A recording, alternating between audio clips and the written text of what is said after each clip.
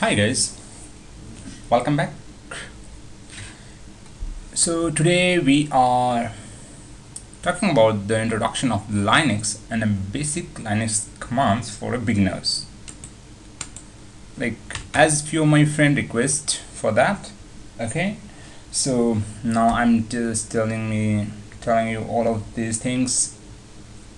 What is Linux and how does it work and what is the booting process of this. It is not in a detail, but it's just an introduction. Okay, but it is really good for the beginners who are completely new in the Linux. And I'm again saying this is for beginners, not the person who's already working in the Linux and who are already expert in the Linux. Okay, guys, first of all I would like to tell you, number one, Linux is not Unix. Okay, first of all. Second, Unix was created by AT&T employees in 1969,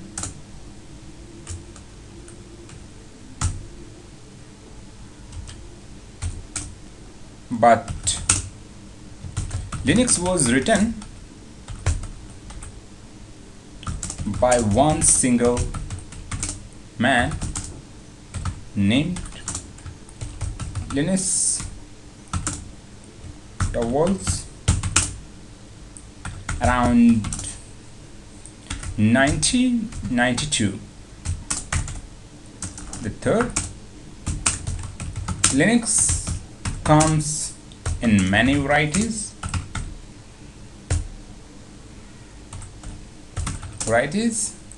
which called distribution, such as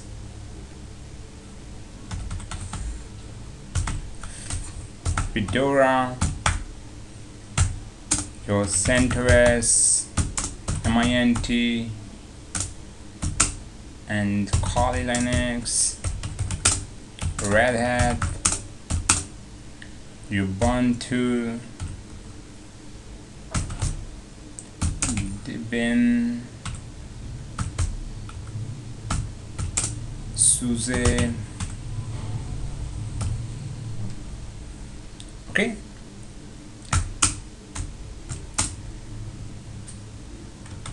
even Android is a Linux distribution.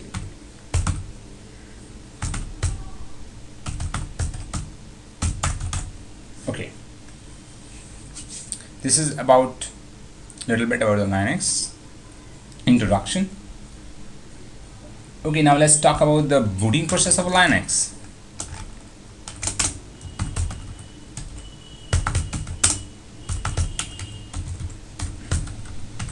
Booting process of Linux. Okay, as I said, it is not in a deep, but it is just an overview so that you can have a basic understanding of this.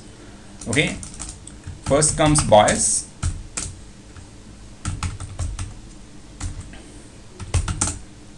Basic input, how your Linux boot.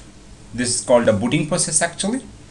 Okay, output, system executes mkdir.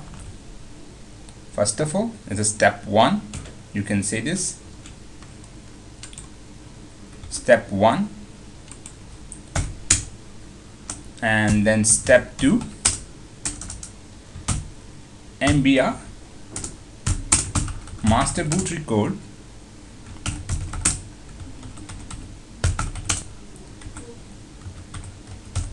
executes grub.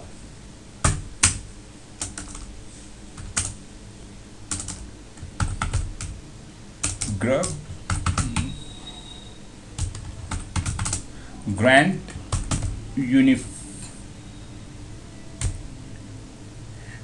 unified boot loader executes kernel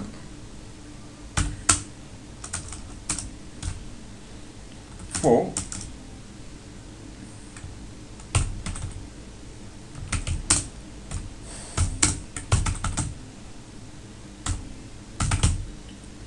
kernel executes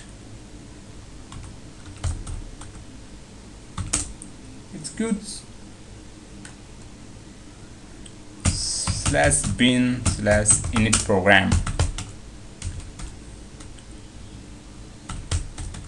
program 5 init execute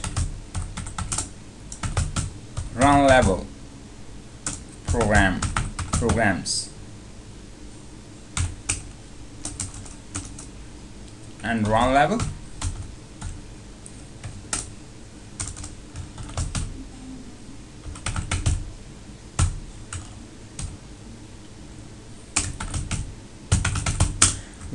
program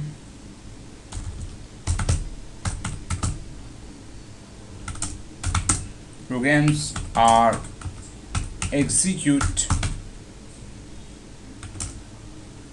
from /etc rc.d and rc*.d. After that your system got boot completely. Okay,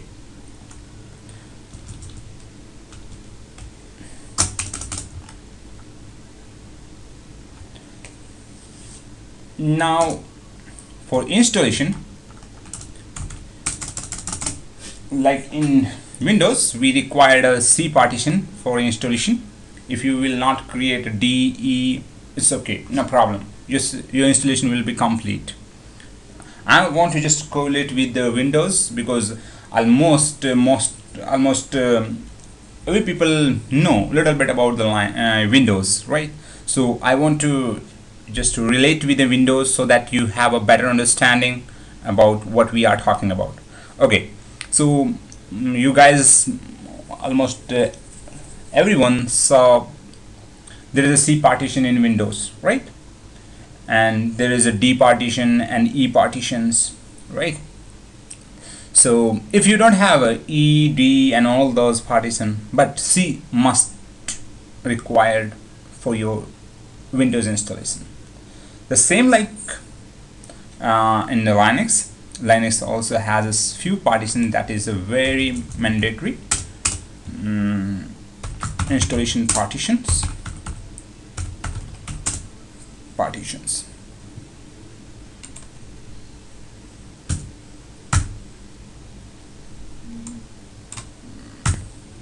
Installation partitions.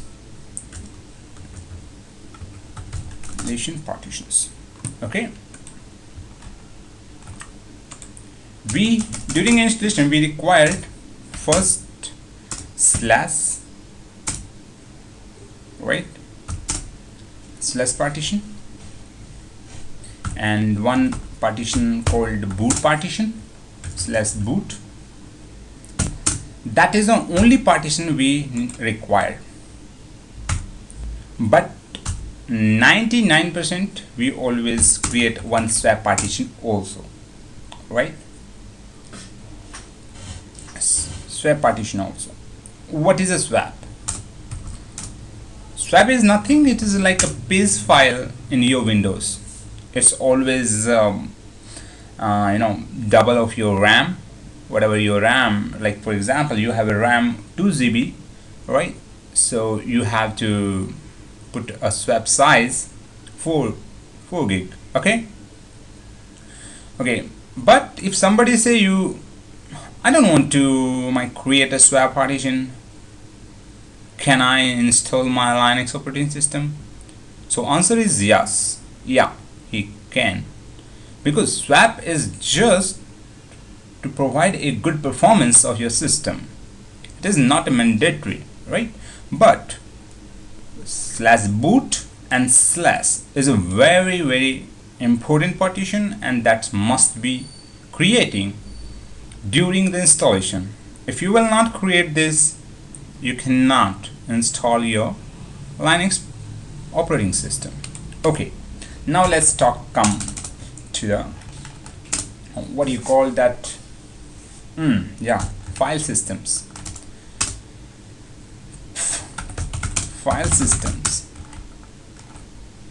Okay guys, you saw Windows file systems, right? Everyone know about this FAT32, FAT16, NTFS, right? These are the Windows file systems. Okay, what's in Linux file system? In the Linux file system is ext2, ext3, ext4, xfs. This is a Linux Linux file systems.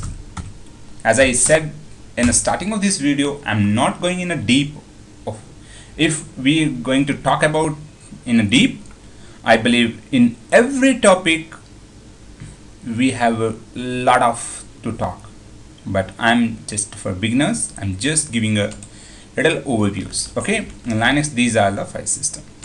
Now come to the drives, hard disk. How Linux, hard disk, partitions, like in Windows you can say, oh, I will copy my data in D drive, I will copy my data in E drive, right? How in Linux you will identify and you can tell somebody. Okay, in Linux hard disk.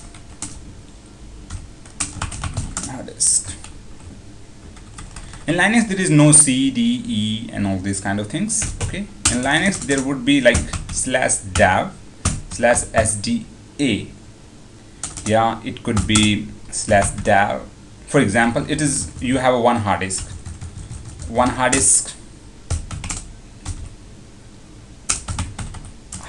in your system, so your disk would be like this, dev/sda. Okay, and for example you have two disks, so second disk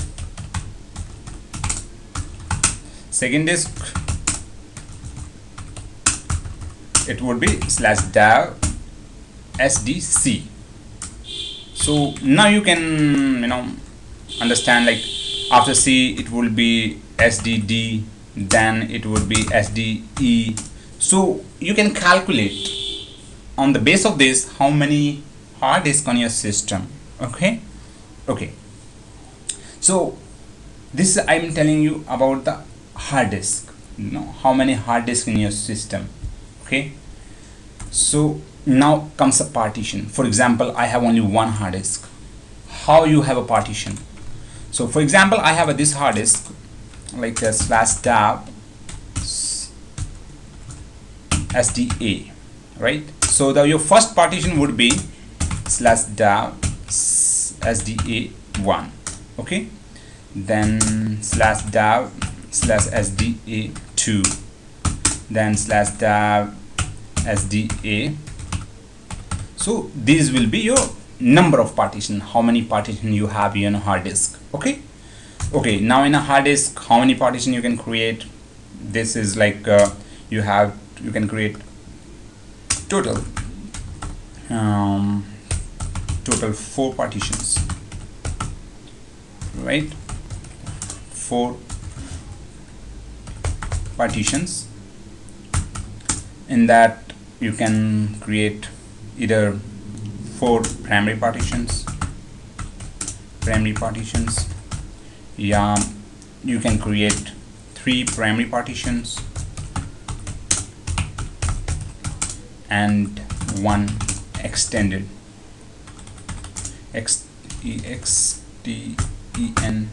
extended partition. And under extended partition under extended partition you can create logical partitions. This is not in Linux only, it's same in any operating system, either you are talking about the Windows or you talk any operating system. This would be the always structure of the partitioning. Okay, now come back. Okay,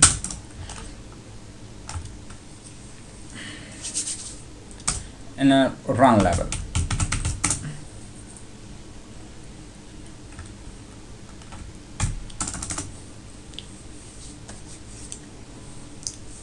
Linux have 7 run level, right? One is run level 0. It is shut down your system, right? Run level 1, it is like a safe mode.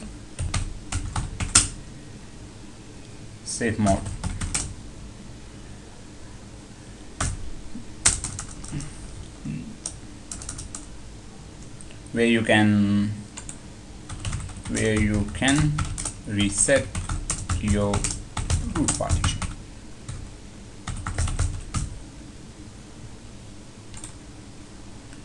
And level 2 is a CMI, command line interface, CUI, command line user interface without networking.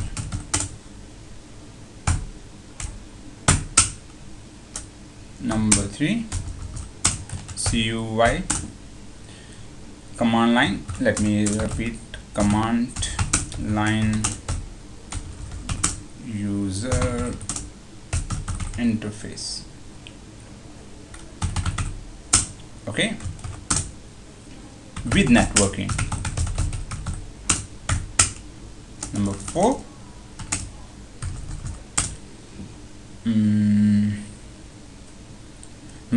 it is reserved for a developer. Then 5 is a GUI, graphical user interface.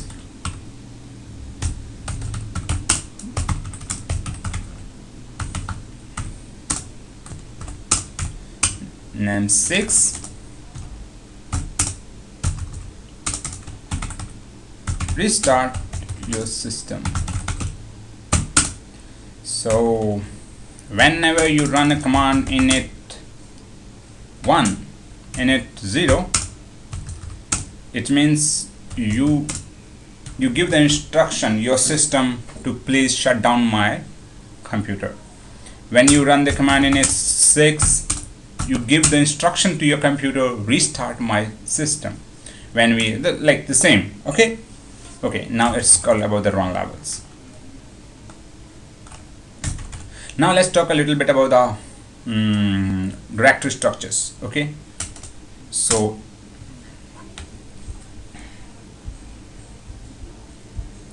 we have one that's called a slash.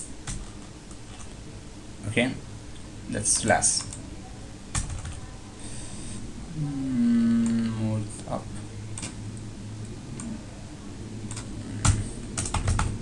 Directory.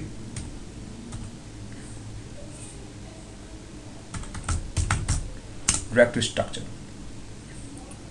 Directory hierarchy, you can say.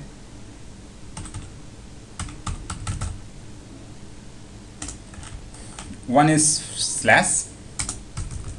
What is this? It's like, you can say, partition also, the file system. Okay, the first called the slash, it is a primary hierarchy.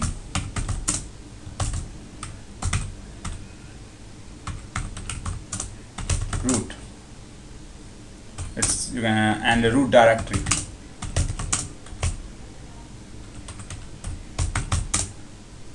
Of the entire system.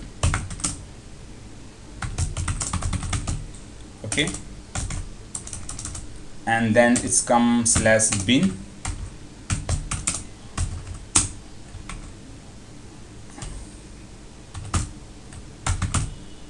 commands binaries for a normal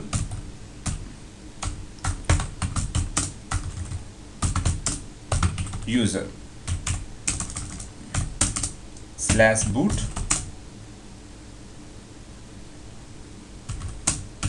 bootloader files /dev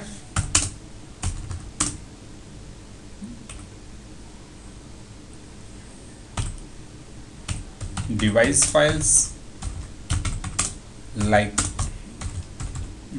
your hard disk,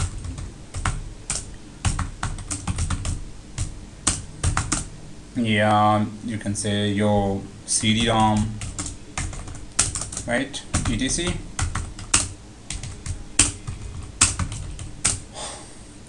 all static configuration files, okay.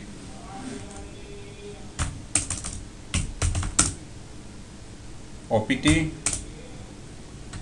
configurations files for add-on package. For example, once you install your Linux and now you want to install new package, yeah, any third-party software, so like a well standard, we install those packages and the software in /opt, okay. Home is a user's home directory. Whenever you create any user, it will, you know, create in a /home directory.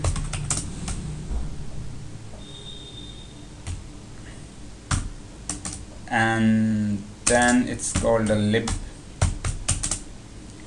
library files,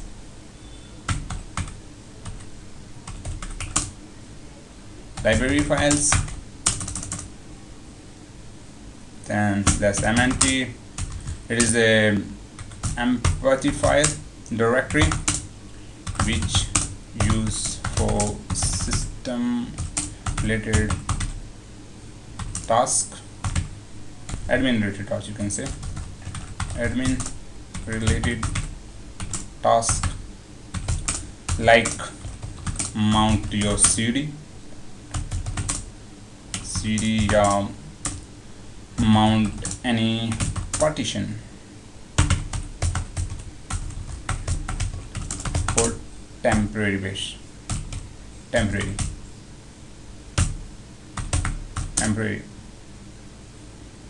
okay.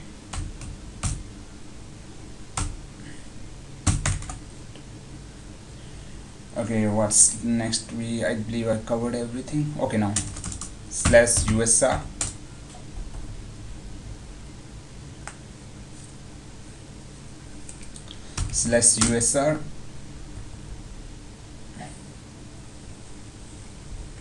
this is secondary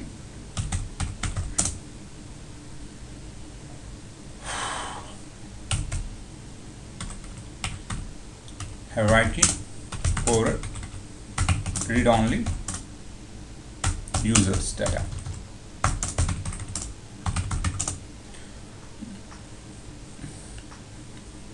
In come a lot of multi-user application utilities, right, comes under this sbin, all command binaries,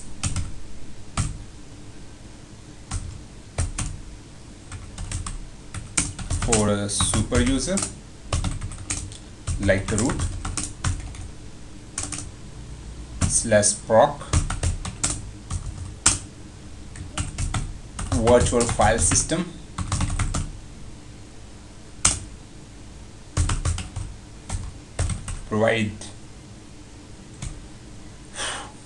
providing the process and kernel information files, okay. and there is a /var. It's containing variable files whose contain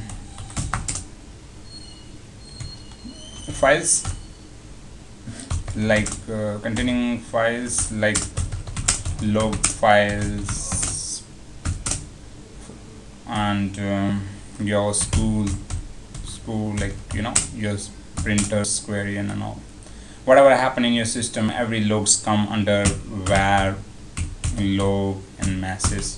Like in Windows you can see event viewers, in the same in Linux var log masses. Okay, and there is a one last, it's temp. It is temporary files. Anything, whenever you open any files, any system, any run any application in your system, so there are a few temporary files which generated on the base of that applications. These temporary files automatically delete after a few times, right? And even some automatically delete after you close the session of your file, your application, you close your files. Okay, now let me show just little bit in OS level. 128, my testing system. Okay, this is my Linux operating system. Okay, so here you have to put your username and password. In Windows you can see you have to log in with the administrator. In a Linux, root is the administrator. Okay, and then you type your password. As in Windows, you are not able to see what the password you are typing. Okay, now here let me tell you a few commands only, not a lot. Like in Windows you see your task manager. In the right click, like here I click here task manager, I can see this task manager, application, my process, service, performance, networking, users. And the same thing in the Linux, you have to run the top command. Here is everything, whatever you can want to see, right? These are the user, what is the PID is something, these are the process which is running on, how much RAM you have, everything's come in only one box. Okay, and if you want to check the RAM of your system, you can run, you can see, okay, this is I did not provide any RAM on this system, right? It is like virtual actually. I'm using on a VMware, right? So you will not able to see this. Okay, so this is the command actually. Okay, so in Linux you want to see the your file systems. So this is my file system actually. Okay, it is whatever I show you, you are not able to see everything, but it is just df-kh. This is the command to check how many partition you have and all. Okay, how to check your disk, fdisk-l. This is, you can see, is dev1 is the one partition, the second is this partition. Okay, as I told you, SD dev 1 and 2. Okay, and what else? Okay, in the Linux, whenever you want to create a folder, you have to run mkdir / whatever the folder name you want to type, like it's testing. You can write this, you create one folder. Now you cd is a command, you want to go in the folder, you can go in testing. And ls is a command, you want to see is anything in this folder. There's nothing in this folder. Okay, now I want to create one file. I can run a command like we use cat vi. Okay, these are the two editors, right? Vi called the vi editors actually. With the cat also we can run a command, create a command like I want to run a command. You can open any file like with the etc fs tab. You can see this is the file system information, where your file system will be mount it. System configuration, for example, so that whenever your system boot, these partition automatically mount. Okay, now with the command, if you want to create one empty file, you can run a command touch. You can share this ls. You can see this is my file. Okay, now let me share a little more information. This is now you can see there is a RWRR. These are the permissions: read, write, and execute. Linux have only 3 permissions normally: read, write, and execute. Okay, these are the users. This is the size of the file. This is the name of the file. This is the when this file created. Okay, I hope you have a now basic understanding of the Linux. If you find this video helpful, please click on the like button. Okay, give your comments and subscribe our channel Technical Tech. See you guys in the next video with a new practical.